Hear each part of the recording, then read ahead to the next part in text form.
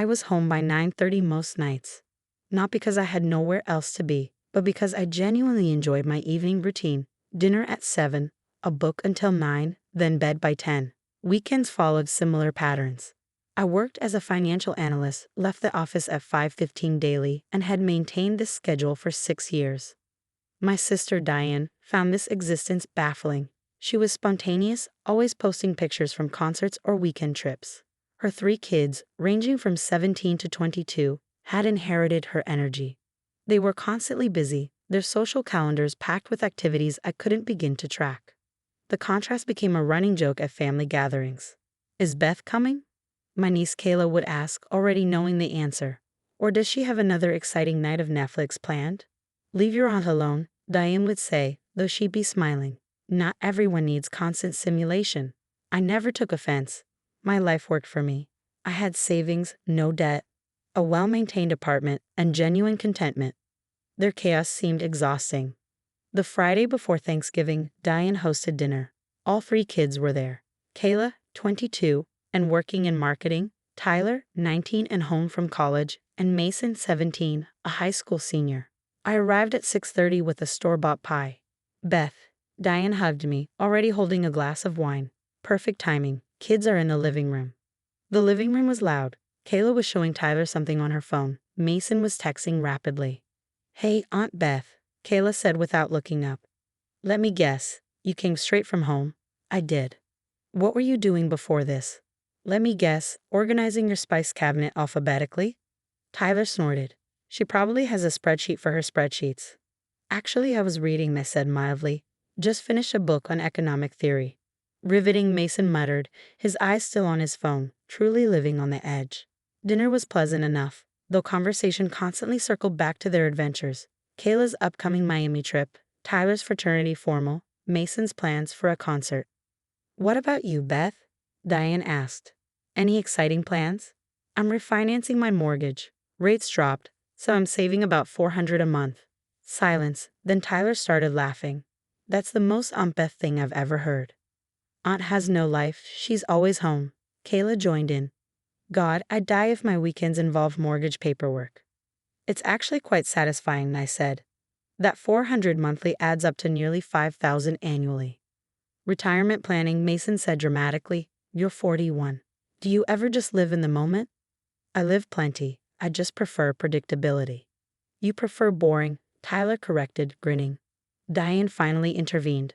"Okay, enough. Beth's responsible, and there's value in that." But the damage was done. The rest of dinner featured subtle digs about my predictable existence. I smiled through it and left by 8:30. At home, I changed into comfortable clothes, made tea, and settled in with a book. By 10:15, I was in bed. My phone sat on the nightstand, charging, ringer on, just in case. The call came at 3:07 in the morning. I woke instantly, the way people do when their phone rings at an hour reserved for emergencies. Kayla's name lit up my screen. "Hello." My voice was surprisingly clear for someone who'd been deeply asleep seconds earlier. "Aunt Beth." Kayla's voice was small, frightened, nothing like the confident young woman who'd been mocking my life 8 hours earlier. "I'm so sorry to call, but I need help." I was already sitting up, turning on the lamp. "What's wrong?" "I'm stranded. My car died, and I'm on Route 47, and I don't know what to do. I tried calling Mom, but she's not answering and I'm kind of freaking out." Route 47, rural highway, minimal lighting. Not much traffic this time of night. "Are you safe? Is the car completely off the road?" "Yeah," I pulled onto the shoulder, "but it's really dark, and there's no one around, and my phone's at 30%. "Okay." I was already out of bed, pulling on jeans. "First, lock your doors. Keep the hazards on. I'm coming to get you, but I'm about 40 minutes away. Can you text me your exact location?" "You're coming?" She sounded stunned, then relieved. "Oh my God, thank you." "Stay in the car, doors locked, until you see my blue Honda. I'll flash my lights." "Okay, thank you so much." I grabbed essentials because having basics mattered. My car was in its assigned spot, exactly where it always was. I plugged in my phone, entered Kayla's location, and started driving. Route 47 at 3:30 in the morning was exactly as desolate as I'd imagined. Dark fields on either side. Occasional farmhouses with no lights on. I found Kayla's silver set-in on the shoulder, hazards blinking weakly. I pulled up behind her, flashed my lights twice, and watched as she scrambled out of her car. She was in a short dress and heels, no jacket, clearly dressed for wherever she'd been before the breakdown. She looked cold, scared, and very young. "Get in," I said, unlocking the passenger door. She climbed in gratefully, and I immediately turned up the heat. "I'm so sorry," she started, but I held up a hand. "First things first, are you hurt? Did anything happen before the car died?" "No, it just stopped. All the lights on the dashboard lit up, and then it was dead." "Okay, have you been drinking?" She hesitated, then nodded. "I was at a party, but I wasn't drunk, I swear. I had 2 drinks over, like 4 hours. I felt completely fine to drive." "Where was the party?" "Trenton. I was heading home." Trenton was an hour from her house. She'd made it about halfway before the breakdown. "Why didn't your friends drive you home?" Another pause. "I kind of left early. There was drama, and I just wanted to go." So she left alone, at 3 in the morning, from a party an hour away, and now her car was dead on a rural highway. I thought about all the things that could have gone wrong beyond a mechanical failure. "Your mom's not answering." "She's in Atlantic City with her boyfriend. They went for the weekend." I tried calling like 6 times. Atlantic City. Casinos, shows. Probably a hotel room where Diane had silenced her phone to enjoy her spontaneous weekend getaway. Tyler or Mason couldn't help. Tyler's at school. Mason's at a friend's house, and he doesn't have his license yet anyway. So I've been her only option. The boring aunt who was always home, predictably available, reliably present. "All right, we'll deal with the car in the morning. I'm taking you to my place tonight. Tomorrow we'll call a tow truck and figure out what's wrong with your vehicle." "My place?" She looked surprised. "It's almost 4 in the morning. I'm not driving you all the way to your house just to turn around and drive 40 minutes back to mine. You can sleep on my couch." "Oh, okay, thank you." We drove in silence for a while. Kayla was shivering despite the heat, the adrenaline crash hitting her. I handed her a water bottle and a granola bar. "Eat something, you'll feel better." She obeyed quietly, nibbling the bar like a child. "Aunt Beth?" Her voice was small again. "I'm really sorry about what we said at dinner, about your life being boring and everything. We'll talk about it later. Right now, just rest." Back at my apartment, I gave her sweatpants and a t-shirt, showed her where the bathroom was, and set her up on the couch with blankets and pillows. She was asleep within minutes, exhausted from fear and relief. I went back to my room but didn't sleep. Instead, I sat up thinking about that moment when my phone rang, when Kayla needed help and I was the one she could count on. Not because I was exciting or spontaneous or fun, but because I was exactly what they'd mocked me for being: predictable, available, boring. At 7 in the morning, my phone buzzed with multiple texts from Diane. She finally checked her phone. "Kayla just texted me. She said her car broke down and you drove out to get her at 3 a.m.? Are you serious? Thank you so much. Why didn't you call me first? I would have handled it. Is she okay?" "I'm heading back now," I replied simply. "She's fine, sleeping on my couch. She tried calling you 6 times. Your phone was off." 3 dots appeared and disappeared several times before Diane's next message. "I feel terrible. I didn't think to check my phone. Thank God she had you." I didn't respond to that. Kayla woke around 9, looking embarrassed and grateful in equal measure. I made breakfast. Scrambled eggs and toast. Nothing fancy. We ate quietly at my small kitchen table. "I called a tow truck," I said. "They'll take your car to the mechanic near your house. I'll drive you home after breakfast." "You don't have to do that." "I know."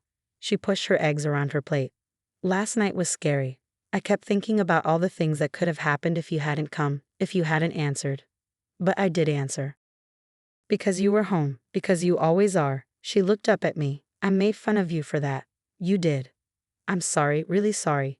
Not just because you rescued me, but because I was mean about something that's actually really great. You have your life together. You're responsible and reliable. And I acted like that was something to laugh at." "Why did you?" I asked genuinely. "Why does my lifestyle bother you?" She thought about it. "I think because it makes me feel bad about mine. Mom's always talking about living in the moment and being spontaneous, and that's how we all try to be. But then I see you, and you're so calm and organized, and you have savings and a nice apartment, and you never seem stressed. And maybe I'm jealous, because I'm always stressed, always worried about money or plans or whether I'm doing enough exciting things. Exciting doesn't mean fulfilling, I said quietly. I chose this life deliberately. After years of chaos, I decided I wanted peace. Some people need adventure. I need stability. I'm starting to see the value in that. I drove her home around 10:30. Diane's car was in the driveway and she came rushing out before we even parked. Kayla, are you okay? She hugged her daughter tightly, then turned to me. Beth, I don't know what to say. Thank you doesn't feel like enough. It's fine. It's not fine. You drove out in the middle of the night because I was unreachable. She looked genuinely distraught. I'm her mother. I should have been available. You were having a weekend away. That's allowed. But my phone should have been on. What if something worse had happened? I didn't answer that because we were both thinking it. The thing is, Diane continued, you were there, like you always are, and have made jokes about your boring life, but the truth is, you're the most reliable person in this family. When there's an actual emergency, you're the one everyone can count on. Mason and Tyler had appeared on the porch, watching this exchange. Tyler walked over, hands in his pockets. Kayla told us what happened. That's really cool of you, Aunt Beth, coming to get her like that. Anyone would have done it. But you did do it, Mason added. And you were able to because of all the stuff we make fun of you for, being home, having your phone on, being the responsible one. I prefer to think of it as having my priorities straight, I said lightly. Over the next few weeks, something shifted in how my sister's family treated me. The jokes about my boring life didn't stop entirely, but they lost their edge. Kayla texted me occasionally, asking for advice about budgeting and saving. Tyler called once to ask how I'd chosen my retirement accounts. Even Mason seemed more thoughtful when family conversations turned to lifestyle choices. Diane invited me to lunch, just the two of us, at a quiet restaurant. I've been thinking about that night, she said over salads. About how I've set up my life to be spontaneous and fun, but that meant I wasn't available when Kayla actually needed me. You can't be available every second. No, but I can stop treating responsibility like it's boring. I've been so focused on not being the uptight parent that I forgot there's value in being the reliable one. She paused. You've had that figured out for years and I dismissed it. Different life stages, different priorities. Maybe, but I'm starting to think your way isn't as boring as I made it out to be. It's actually kind of impressive. The real change came at the whole family gathered at my father's house, and when conversation turned to New Year's plans, Kayla mentioned she was staying home. Really? Diane looked surprised. I thought you and your friends were doing that party in Philadelphia. I decided to skip it. Going to start the year focused on my goals instead of being hungover at some stranger's house. Kayla glanced at me. Figured I'd take a page from Aunt Beth's book. The boring book? Tyler asked, but he was smiling. The smart book, Kayla corrected. The one where you make choices based on what you actually want, not what looks good on Instagram.